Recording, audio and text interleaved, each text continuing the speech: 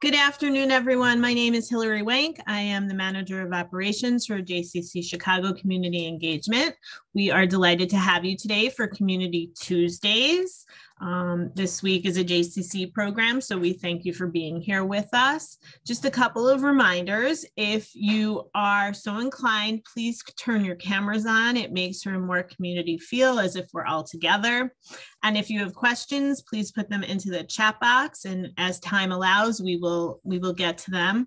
And it's my pleasure to introduce Roberta Quall. Thank you for joining us today.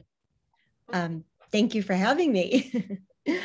I'm really delighted to be here with the JCC. I actually have a close relationship, meaning that at this very moment, my daughter's son is actually at a JCC in one of the preschools. So it's wonderful to be here with you. And I'm excited to talk to you about my book. My book is called Remixed Judaism. And actually, I can see that my background is blurred. I do that sometimes when I'm teaching law, and I don't want my students to see the messy bed or whatever I have behind me. So anyway, my book is Remixed Judaism, Preserving Tradition in a Diverse World. I believe the link to it, the Amazon link to it, was distributed in your PR. And I'm here to talk to you about the Remixed Judaism approach, why I wrote the book, what the book entails, and give some examples. And then I would love to be able to have a conversation about the themes that we're going to be discussing today. So why did I write Remixed Judaism? I wrote this book because the thought that eventually our American Jewish community, because in Israel, the dynamics are different for reasons we can talk about, of course. But I wrote Remixed Judaism because the idea that in the United States, we are going to be in a global national Jewish community that either looks like a very, shall we say, black hat, religious Jewish community where people are following Jewish law, halakha, in all of its details. I like to say, dotting the I's, crossing the T's of Jewish law observance. And that's one end. And then the other 80% of American Jews are basically doing nothing. And that is, unfortunately, where we are headed. If you look at the data, if you look at the statistics, if you look at how Jews actually practice Judaism, they're proud to be Jewish. They identify as Jewish, but they don't really necessarily are able to articulate what it means to have a Jewish identity. But in terms of observance of Judaism, of Jewish tradition, that is not something that most American Jews are particularly interested in or inclined. And with the growing secularization of American society, which has also been documented by studies over the past decades, we're in a situation in which we really are in danger, I think, of losing Jewish tradition. And so I wrote Remixed Judaism as a guidebook for how what I call religiously liberal Jews, and I define that as Jews who are either self-identified or affiliated with denominations from the conservative movement all the way through to the left, or Jews that are not affiliated at all with a particular denomination, but that consider themselves Jewish. But again, when it comes to the religious piece of Judaism, liberal as opposed to traditionally observant. And so my book is a guide for how religiously liberal Jews can actually observe Jewish tradition, deepen their connection to Jewish tradition, preserve that tradition down the line, whether they're parents or whether they're grandparents, and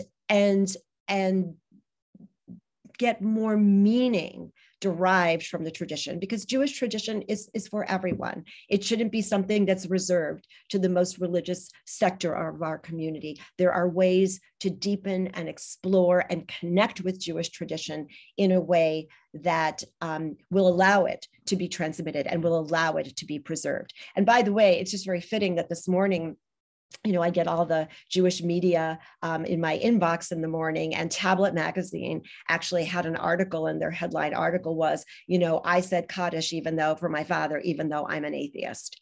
That's kind of, again, consistent. Although, again, you don't have to be an atheist to necessarily be utilizing the techniques of remixed Judaism, but certainly for those who are not sure about their faith or who have questions, remixed Judaism would also be an important way to deepen that connection.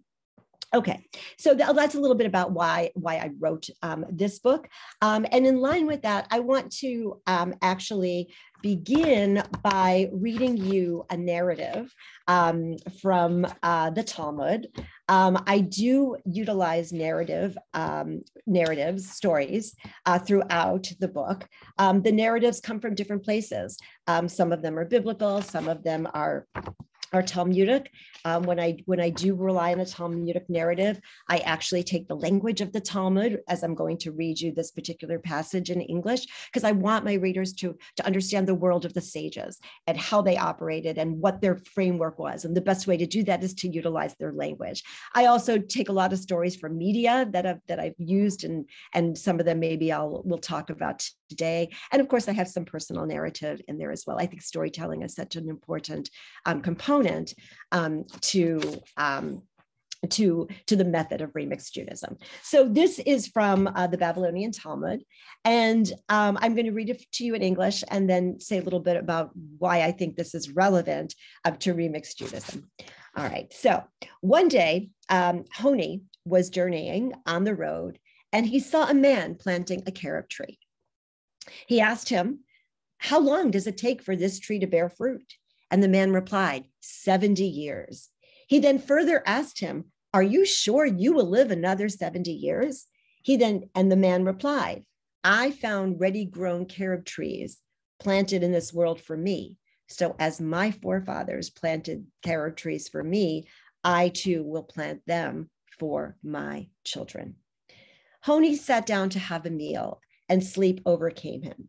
As he slept, a rocky formation enclosed upon him, which hid him from sight, and he began to sleep for another 70 years. This is Talmudic narrative. It was written thousands of years ago, and you've got to take the timing with a little bit of a grain of salt. When Honi awoke, he saw a man gathering the fruit of the carob tree, and he asked him, "Are you the man who planted the tree?" The man replied, "I am his grandson." Now, I love that story. And every time I read it, I tear up a little bit because we know what that story is telling us. First of all, it is the responsibility for one generation to prepare the path, religiously and otherwise, for the next generation. And that's really the moral of this story. But in addition, I like to think of Jewish tradition as very similar to the fruit of the carob tree. We always want to have a world with carob fruit in it, even if that carob fruit may look a little different in generation to generation, may taste a little different, but we always want to have carob fruit in this world. And remixed Judaism is a way that we can achieve that, again, for ourselves and for our progeny, for those of us. And again, when I say for our progeny, I use that term in a very liberal way. By that, I mean not necessarily your kids and grandkids, but everybody has a special little person, whether it's a niece or a nephew or a cousin or just somebody younger that they want to influence. Most of us have that type of relationship with at least a couple, one or if not more. And so again, it's not necessarily limited to people who have kids and to people who have grandchildren. So I come from a perspective that Jewish tradition makes life better for us as individuals, and that the world is truly a better place because of Jewish tradition. In fact, I think this is something that not only Jews appreciate, but this past year, my faculty, I teach at DePaul University College of Law, and my faculty approved a course for me to teach called Social Justice in the Jewish Legal Tradition. I have very few Jewish students at DePaul Law School these days, and so I'm not going to be teaching primarily Jewish students, and that wasn't the point. But the thing is, there's value, there's perceived value in Jewish tradition. And so for us to lose that tradition or the essence of that tradition, to me is very, very, very sad. So the need to find meaning in Jewish tradition really lies at the heart of my remixed approach to Jewish tradition. So unlike Jews who are living completely within the system of Jewish law, halakha, who are observing with great meticulousness the essence of the commandments, although I realize not everybody, no matter how religious you are, is doing everything, but that's a different discussion we can have for a different time. But outside of communities that are really living a halachic lifestyle, a Jewish law lifestyle, most religiously liberal Jews are not going to practice Judaism because they are commanded to do so. That is just not how the vast majority of religiously liberal Jews function. And it's not how they understand Judaism. And it's not how they practice Judaism. And by the way, how do I know that? Well, I know that, I was raised in the conservative movement. It was more traditional back when I was growing up than it is, at least in places now. But I spend the majority of my time socially, educationally, and otherwise with that community. And so I'm very much a part and very much aware of the fact that most Jews, even those that are constantly in synagogue, are not doing this out of command. And I will share with you that although that has always been my perspective, the former chancellor of the conservative movement's Jewish Theological Seminary, Arnold Eisen, actually wrote an article that was published in a scholarly journal a couple of years ago. It was after my draft was done and I had submitted the book, but he basically said the same thing. He said, Jews don't do what they do because it's commanded. They do it because it has meaning for them. They find meaning in it, even if it's not the traditional meaning. And I think he's absolutely correct about that. And again, that's a premise. That's one of the main premises of remixed Judaism. But as I said before, we do know that religious practice is declining, and that worries me. That really, truly worries me, and it should worry all of us. And it should also worry organizations like the Jewish Community Centers and every single Jewish-based organization. And I have said this to federation groups, and I've said this to other organizations. Without a Jewish community that is solid in its Judaism, there will be no place for these types of organizations in the future. And that's something we really need to be mindful of. And I'm a person who looks at the glass always as half full, but I also look at it as in terms of what we need to be doing realistically, both on the organizational level, as well as on an individual level. Remixed Judaism is largely a book about personal practice. I do have a chapter in there about children's Jewish education that does delve into the organizational piece a little bit more. And my epilogue also deals a little bit with organized Judaism and particularly emergent institutions that are popping up and trying to do things differently. But by and large, this is a book about what we do as individuals and what we do as families. My argument is that it is possible for individuals to find an authentic yet deeply personal meaning in Jewish tradition when several conditions exist. So what are these conditions? What are these circumstances? So first of all, people have to exercise individuality as to what rituals and traditions and practices they elect to incorporate in their lives.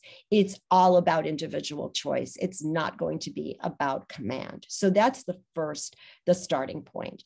Secondly, it's so imperative for people to infuse the elements they do choose to practice with their own personal meaning. If a tradition means something to you, you will do it. Like the article that came out today in Tablet of the man who said Kaddish for his father, even though he's not, observant or a person necessarily of faith. But if it's meaningful, people will practice it and people will do it. Also, it's really important from a transmission standpoint, and this is something that I have to tell you, I'm getting to see over and over again, largely with the help of the JCC preschool, that consistency is so important. You can't expect to transmit Jewish tradition by just lighting a Hanukkah candle once a year and doing a Passover Seder. It has to be done with regularity. And that's why, by the way, Shabbat gives us such an incredible opportunity to be consistent about pieces of the Shabbat tradition, even if not being completely observant about everything. You also have to focus on the joy. If it's all about the nose, right, that's not going to work, especially in today's times. You have to focus on the joy of the traditions, and the traditions that you do practice do have to tap in to the authenticity of the tradition. And here's where a lot of people say, well, who decides what's authentic? And largely there's no clear answer to that, because so much of that is individualistic, right? But as I say in my chapter on food, where I talk about a lot of the stories of Jewish chefs, both those who are kosher and otherwise, and I lay out how this works in the context of the dietary laws, or could work. But as one of the chefs I spoke with said, and I quote this in the book, it's hard to imagine what exactly authenticity is in all contexts for all individuals, but we know there are some things that are not authentic. So for example, a bacon wrapped matzo ball is not going to be considered authentic in terms of Jewish tradition. And I'm sure there are other examples that we could come up with. So oftentimes people ask me, if there was only one thing you could recommend that people do, what would that be? And my answer has always been very clear on that.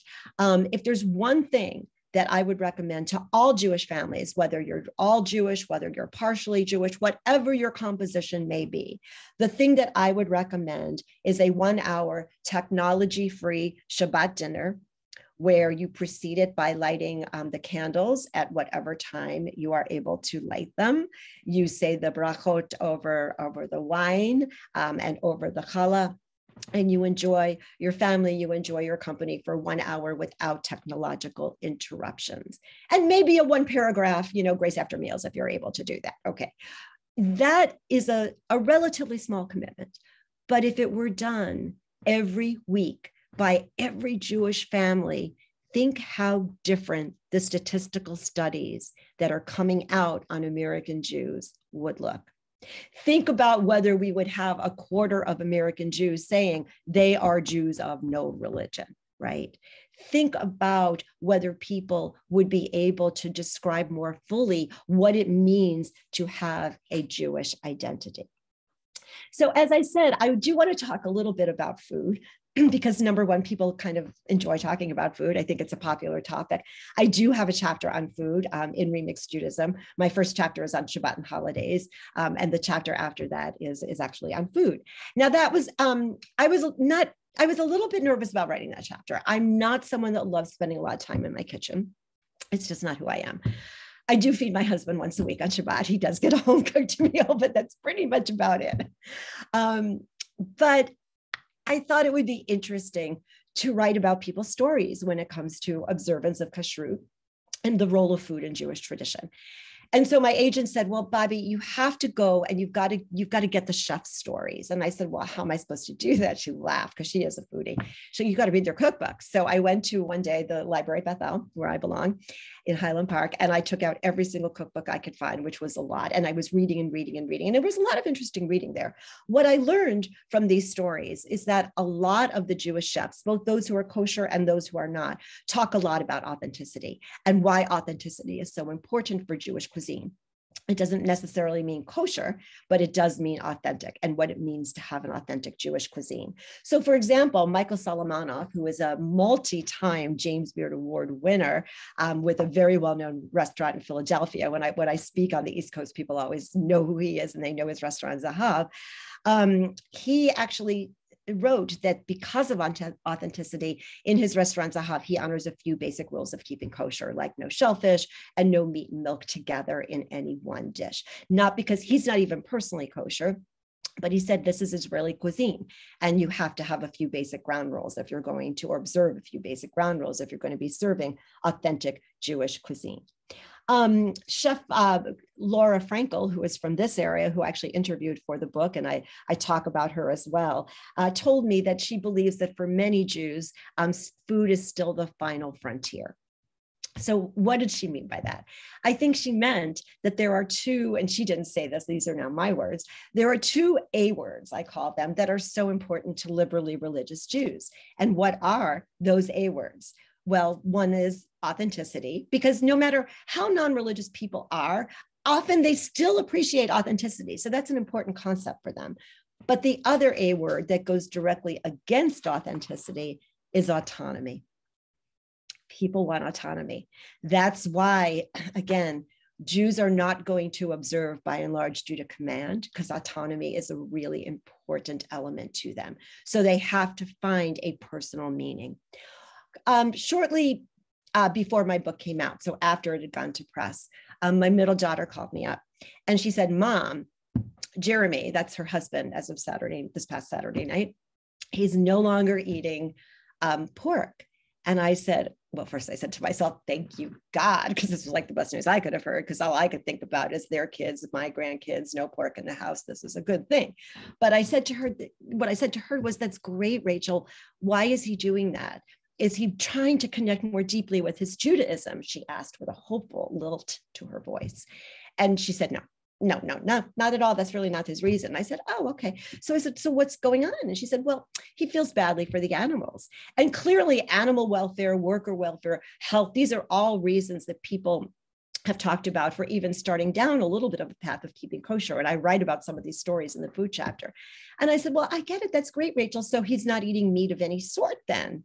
I asked for clarification. And she goes, oh, no, he's still eating hamburgers. That's his favorite food. And then I said, well, Rach, I don't understand. Just explain to me. I mean, I'm thrilled, don't get me wrong, but why is he giving up pork and pig products, but not beef? And she said in a somewhat exasperated tone, well, Mom, don't you know, the pigs, they're just treated so much worse than the cows are. And I burst out laughing because I couldn't help it. It was really funny. And I said, no, I actually didn't know that, Rachel, but I'm I'm not happy for the pigs, of course, but I'm glad that he is no longer going to be eating pork. The point is, he's not doing it for that reason of keeping kosher. He found something else that really matters to him. And then my daughter said, well, is it okay that he's doing it for this reason? And I said, he can do it for whatever reason he likes. And she goes, well, what do we tell our kids? And I said, well, what you tell your kids when they're old enough to understand is Daddy doesn't eat this for this reason, but there's also this wonderful Jewish tradition, and this is consistent with what Jews do. And so we're also honoring Jewish tradition, so they get to understand why it's important. And I will also say that another important piece of Remix is actually coming to the table with literally, figuratively and literally to the table with respect for the tradition. Even if you're not completely complying with it, it's that notion of respect. And that is something that is transparent and kids can pick up on instantly. So I'm going to share, and in just a few minutes, I want to open it up for some, I hope, discussion, but I want to share one of my personal narratives that is in my book. And this is also one that appears in the food chapter. I vividly recall a story that my father, who had been raised in a very Orthodox home, shared with me as I was growing up. There was a treif, non-kosher, hot dog stand near his elementary school that he always found very tempting. One day, he just gave in and bought a hot dog on his way home for lunch.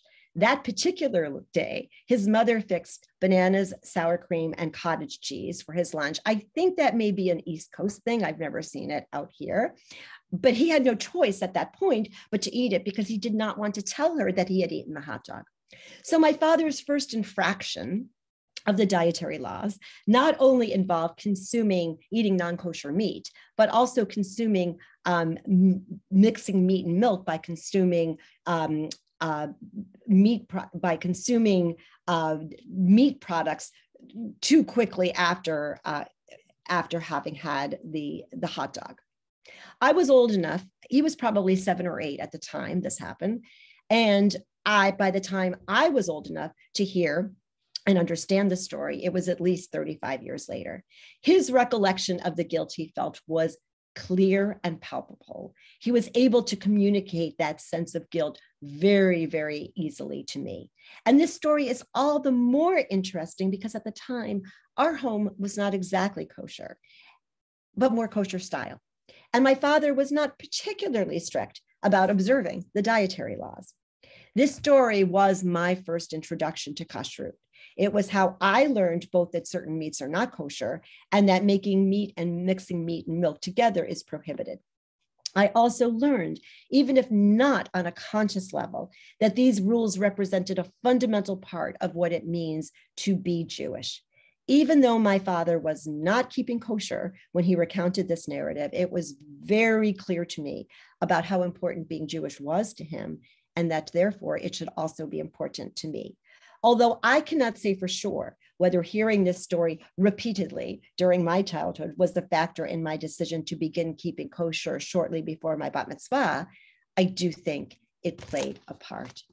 It was that respect for the tradition, which my father clearly had, though he wasn't deserving everything, that he was able to communicate to me. And I think that's such a very, very important piece.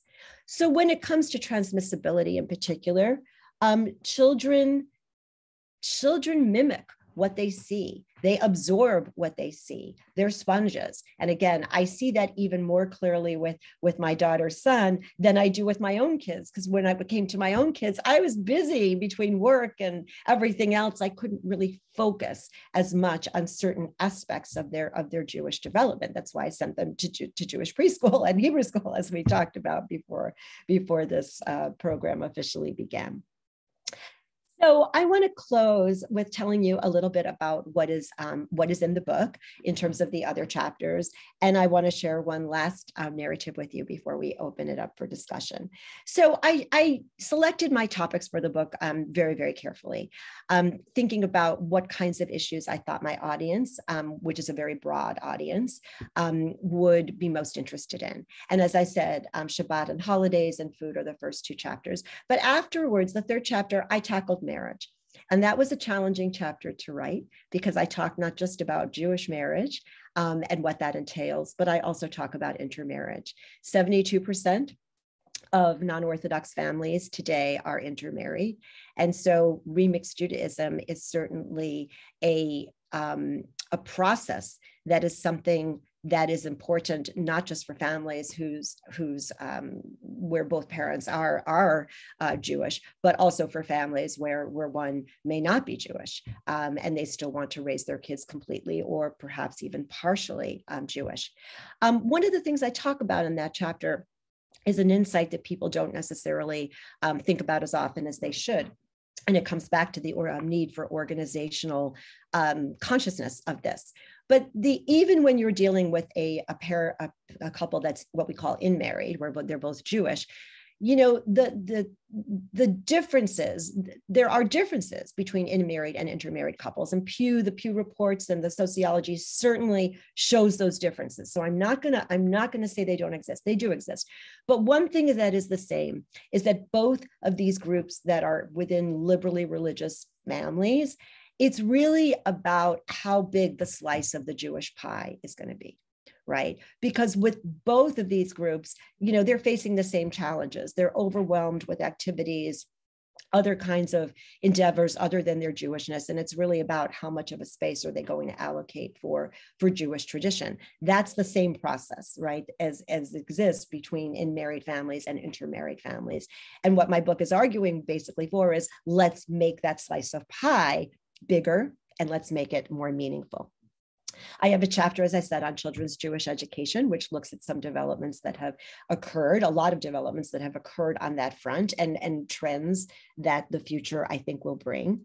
I have a chapter on Tikkun Olam. Tikkun Olam is, of course, a very important part of Jewish tradition for many religiously liberal Jews, but it can't be all of tradition because Tikkun Olam is not focused on the particularities of Judaism. It's focused on the more universal content.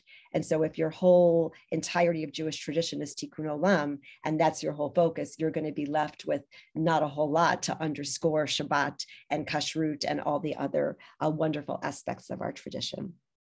And then I have a chapter on Jewish mourning and why Jewish mourning is, again, that goes back to that article in Tablet, actually, that I mentioned earlier today, why Jewish mourning is so special, what is about the Jewish mourning traditions that have so much staying power.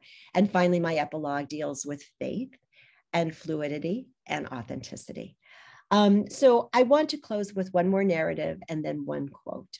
The narrative is a very sweet story that I actually found in our JUF News here in Chicago. It was written by a young mom who had kids in a Jewish preschool at the time. It's not the JCC, but a different one. She herself is a self-admitted cultural Jew. She's not particularly religious, but she did send her boys to preschool, and now she's affiliated and she belongs to a Reform synagogue. And her boys were having trouble going to sleep at night. They couldn't settle down. And so she decided to lay with each one and sing the first line of the Shema with them, just the first line. Now, according to Jewish law, you are supposed to say a special version of the Shema before you go to bed. But that's not why she was doing this. She was doing this to settle her boys down so they wouldn't be having bad dreams. Well, it worked. And her boys got out of their phase, and now they do this themselves. They say the first line of the Shema themselves before they go to bed. They're all in grade school now. But that's exactly the remix process. You know, it's steeped in authenticity. It was performed with consistency. It taps into the respect for the tradition. And it's something that the children have now embraced and made it their own. So in closure, I want to quote Rav Kook, who was known as the first chief rabbi of Israel before it became a state. And I will say it in Hebrew and translate it in English, and then I hope we can have some discussion. He said, Hayashan yitchadesh, the old shall become new. The chachadash yitkadesh, and the new shall become holy. That's, to me, a wonderful description of how Remixed Judaism works. So if you haven't read the book already, I hope that you will. And it's also coming out in paperback. And the paperback is actually now available on pre-order. It has a lower price, which is always a good thing. But other than that, it's an updated edition. So I wrote a new preface for the paperback, and the new preface looks at the recent Pew report that came out in 2020 and talks about some of my experiences speaking about Remixed Judaism across North America over the past year. So with this, it would be great to open it up for some discussion, conversations, questions, whatever people want to explore. For sure. So I put the link to Amazon in the chat box, which now has the paperback. So that's there for everybody. I do want to confirm that sour cream, cottage cheese, and bananas is an East Coast thing, being from the East Coast. So I don't personally like it, but I'll eat them separately. So I just wanted to confirm that. So we were talking a little bit before we invited everybody in about how the education, the supplementary education of children hasn't really changed much. Eileen and I, we are colleagues. She's a little bit older than me. And we've talked about this because she sort of lived through me putting my kids through Hebrew school, and they disliked it as much as I liked it. That being said, I think they really like what we do at home. And so as I was reading through the book, you know, these light bulbs were going off for me. And when our older daughter started preschool at JCC Chicago, I came home and I said to my husband, and we're technically intra-married because he grew up Reformed and I grew up conservative. I said, we're sending her to this preschool. Mm-hmm. We're spending a lot of money. She's doing Shabbat every Friday. Mondays they have Havdalah. Like, don't you think we should be reinforcing this at home? And he my husband just goes along. He agreed to have a kosher house. He understood that we would go to services on the holidays. And so we started doing Shabbat dinner. And like, the highlight when they're home from school, like they're so excited to, you know, we have Great Aunt Molly's kugel, and now half the family is pescatarian, half still eats meat. So there's, you know, all that. But like, I feel really good that they have this base to take with them out into the world. So I think you can pick and choose. And I think Eileen will agree with me, working for the JCC, we want to build community and enrich lives. And we do that with a Jewish twist. Wherever you are in your journey, we're kind of here. So enough of my talking. I would love to get some questions. And we do have one. Let me just scroll back from Susan. She's interested in how you teach this Jewish law class to people who aren't Jewish. Right. So that's a good question. I haven't taught that particular class on social justice, although what I will do when I do teach it is I will use a book that was written by Jill Jacobs, who's the executive director of TRUA, the Rabbinic Organization for Human Rights. And her book is called There Shall Be No Needy. And I went through it when I was preparing my syllabus, because in order to teach, to get a course approved, you have to plan out a syllabus, map it out. And I went and I read through it, and I was pretty confident that even someone who is not Jewish, or frankly, even if my students, even my Jewish students are not really all that knowledgeable for the most part. I mean, occasionally I'll get an Orthodox student who actually, has been in yeshiva for years, but even my Jewish students tend not to really know that much. And so her book was pretty accessible. And I think with a little bit of guidance and translation, it's fine. I will share that at DePaul, I did teach for several years a class called Women in Jewish Law, or then we renamed it Family Law and Jewish Tradition. And I did teach that. I used to get maybe between 10 and 15 students, and that mostly women, but some men as well. Most of my students, again, were not Jewish, but most of them were religious in their own religions. And they were fascinated. I mean, there's so much stuff we can, talk about, with that, starting with like, well, did you know, and this is actually in the chapter on marriage and remixed Judaism, like, well, did you know that sex exists for your husband to pleasure you? It's all about your pleasure. And I remember a Catholic student with whom I was and still am close. She said, really? I didn't know that, Professor Quall. I said, it really is true. So I think you can teach these classes to non-Jewish audiences. You have to keep it at a level that they can relate to. I'm not going down and going into the nitty gritty of the Talmud and the weeds. You can't do it the weeds. You have to stay up, at ground level, but it's very possible to teach about Jewish law and tradition. And many law schools have Jewish law classes. By the way, DePaul's not the only one. There's a lot of law schools that actually have Jewish law classes. Even law schools such as my own that are Catholic law schools, still have Jewish law classes. So, I mean, you and I could have a whole conversation about Yitro, right? Because that's really where a lot of our laws for my girls, that was their Parsha, both of them. So we've looked at that a lot. So some of the laws that we have in place right now in the United States come from way back in Torah. Absolutely. And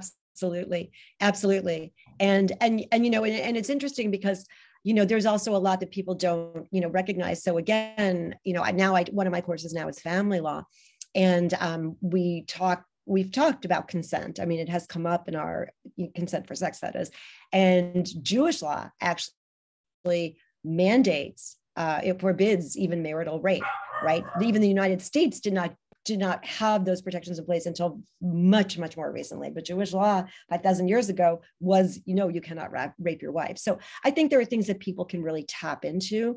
I will say that most of remixed Judaism is really more concerned with the particularistic aspects of Jewish tradition, because that's what is the heart of transmissibility, is the particular, rather than the universal. So you say that positivity, even without full compliance, I apologize for the dog barking. Positivity, even without full compliance, sends a different message from ridicule and negativity. Can you expand on that a little bit? Sure. I think back to that narrative that I read to you from the book about my dad. He was so positive about Jewish tradition, about every aspect of Jewish tradition, even though he didn't necessarily follow all of it or even most of it. But it was how it's presented. If something is presented as something worthwhile and valuable and wonderful, your kids, again, will pick up on that. They will also pick up on, deprecation. They'll pick up on, negativity. And so I think it's really important, again, for parents and grandparents too, to be able to focus on, what the values, what we can get, what can make us better as people, and what can make our lives better. Again, coming back to Shabbat, a 1-hour technology-free dinner on Shabbat, that is something that can only enrich your life. There are no downsides to that. So again, I think the focus is on the positive. Even when my daughter's son is over, and oftentimes he will sleep over Friday night, or he'll come on Saturday, and I try, even though he's still pretty young, I try to be really careful about not saying too many no's, like, no, well, like, I don't know if he would want to put the TV on, and I would not do that on Shabbat, but I try not to like couch things in the no, we don't do this, but more in the positive. I wasn't, again, as conscious of that when I was raising my own kids, but second time around, you're able to think that through a little bit more carefully because you have the space, the head space to really be focusing on these kinds of things. How much do you think the reluctance to participate in Jewish traditional rites comes from a lack of knowledge? That's from Eileen.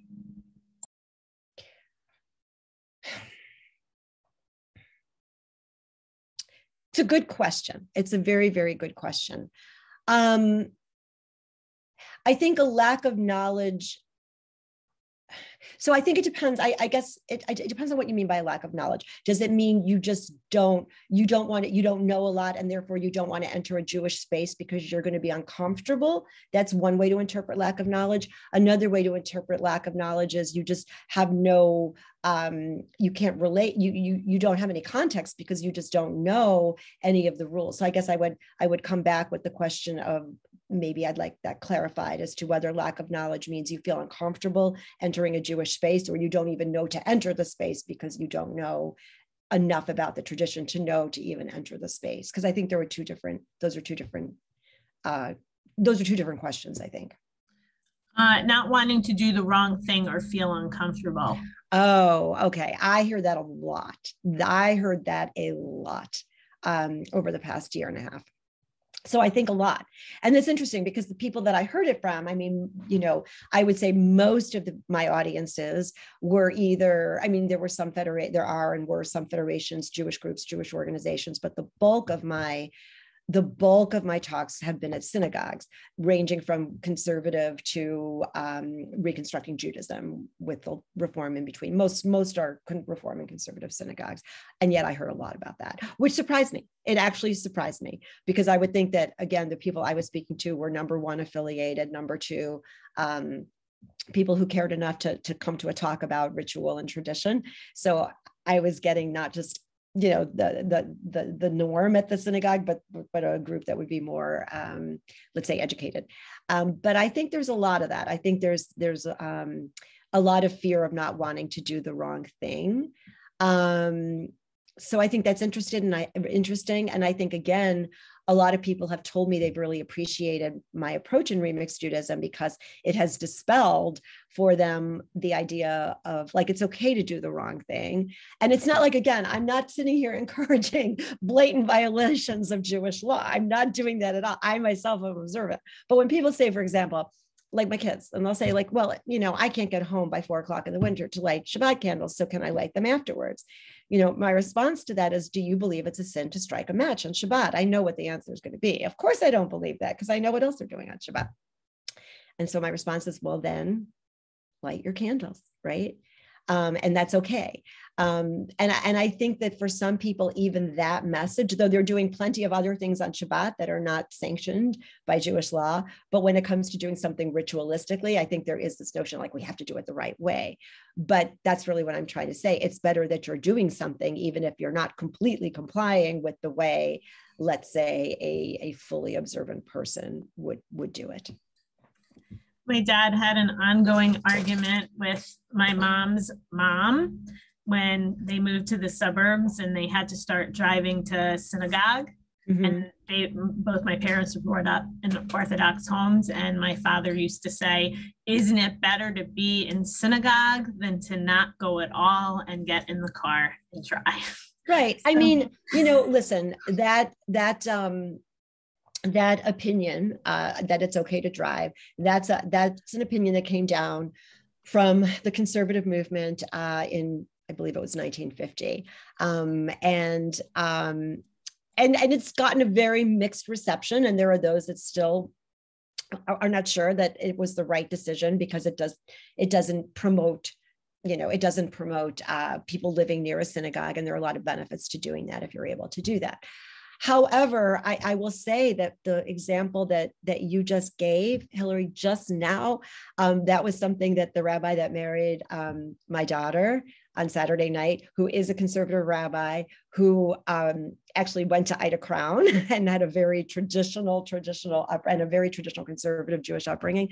When he came back, to this area, which was just recently, actually, he doesn't necessarily live in walking distance to a synagogue. And we had that conversation. And he said, look, I made my choice to live in this neighborhood or whatever. And he told me why. And we talked about it. And it was very much, built on that concept of, you can't always make the decisions that are perfect. Again, would that fly in an Orthodox community? Of course, it wouldn't fly in an Orthodox community, and nor should it. But I think, what's better for religiously liberal Jews to be doing is more tradition, even if they can't always do it in the way that it is, shall we say, traditionally done. Well, I mean, look at the emergency process that needed to take place so that we as conservative Jews could continue to daven together. Exactly. During a pandemic, and so the conservative movement sanctioned, the use of Zoom and the use of live streaming, and I think that was a great move, in my opinion. I wonder, and I've talked to a few people who are observant. It's difficult to pray by yourself, not to have that community and that camaraderie where you're together and you're singing. And believe me, singing on Zoom is not good. It's not good. You got the echo. Yeah, it's not good. But do you think you're that? Right. I mean, you're right. And it's interesting because again, I'm affiliated.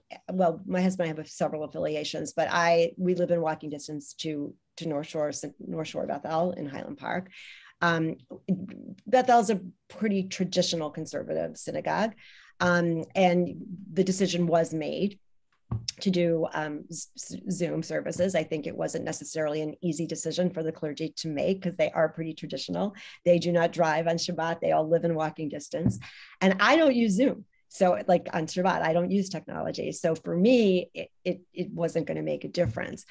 But I do think it was the right decision because you had so many people there. I mean, they were able to keep the community up and you had so many people there. And I think that was in back of why the conservative movement did what it did. Interestingly enough, I'm actually also another one of my books is I'm co-editing the Oxford Handbook of Jewish Law. The Oxford wanted a handbook of Jewish law, actually. They were excited about it. They came to me. I picked two co-editors, one of which is Zev Elif, who used to be the academic officer of HTC here. He's now in Philadelphia at Gratz. And they're both Orthodox, but my chapter is on the conservative movement and the law of the conservative movement and the lawmaking. And I've showcased the driving opinion with the Zoom opinion. That's what my chapter is about. But having said that, I will say that for me, whether you're a conservative synagogue or a Reform synagogue or a reconstructing Judaism synagogue, what it really is about and what's really important is building thicker religious cultural norms. It's not about following the law in these communities. Okay. It's about enhancing your community's awareness of what I call norms, which are practices. That's to me the key for survival of the tradition, especially, outside of the Orthodox communities. And from what I see, from what I have seen at the synagogues I've spoken at, I think there's a lot of thought that is happening, but more that needs to be happening in that regard. And that kind of ties in. This just spoke to me. You said in chapter 1, consistency and observance of tradition must be tied to positive experiences that build strong memories. Absolutely. So even though we were talking about it before with Eileen, we sent our kids to Hebrew school. They learned the same way that we learned. They learned the same things that we learned, that the things that we do at home may actually have been made more of an impression on them than this particular education that we chose. They're both important. The home piece is vital. Because, you can learn all you want in school, but if you're not seeing it actualized to some degree at home, it's not gonna stick. But the reinforcement that you get at school is amazing. And again, what I'm seeing up close and personal now, I mean, it's fabulous. It really, really is. So I think they work together. Another thing I talk a lot about in my book, in the chapter actually on marriage, is Jewish summer camp. Such a critical piece of the equation, because again, it's not like Jewish summer camp is going to make your kids observant necessarily, but what it is this community, especially if it's sleepaway camp, if the kids are older, you've got this community of Jews that actually kind of sets them up for a certain life path. So those 4 weeks or 8 weeks or whatever it is, I think are so critical, to the development, and very, very much consistent with the themes of Remixed Judaism. If there's one thing you want people to take away from this book after they read it, and I hope they read it. I mean, I'll turn off my background in a minute and I'll hold up the cover. Thank you. What do you want them to take away? What I want people to take away is that there is an urgency to this topic, and I think people don't often appreciate that. Thank you. We are losing in religiously liberal communities. It's clear, it's documented. We are losing contact with Jewish tradition. And that's only going to intensify in the world that we're living in. We are a cultural religious minority in the United States. That's different from Israel. Secular here is not the same as secular in Israel for that very reason. As the world here becomes more secularized, and as our minority culture shrinks, preserving that tradition just by what we call culture alone is not going to work. We need to keep Jewish practices as part of what we do. And if there's anything that people will take away from my book, that's what I hope they will take away. Thank you, Roberta. It's been very meaningful for me. We've been doing these talks now for, I don't know, it feels like 100 years, but we get to learn so much, and I feel like many of the things that my husband and I have decided to do in our own home, you've reinforced as things that we should be doing. So I appreciate that greatly. So I want to say thank you. I want to say thank you to everyone who joined us today. Just a couple of reminders. Friday starts the last weekend of our fall virtual film festival. So please visit our website, jccchicago.org. We've got 3 great films. We've got 3 talkbacks with filmmakers.